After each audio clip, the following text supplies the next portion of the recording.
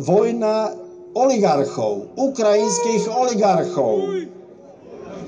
Sú to oligarchovia, ktorí si na Ukrajine rozdelili moc a krajinu cicajú. Zúria.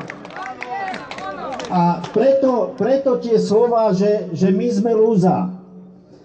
Týmto odpovedáme, ale my sa vás nebojíme. My sa nebojíme nikoho.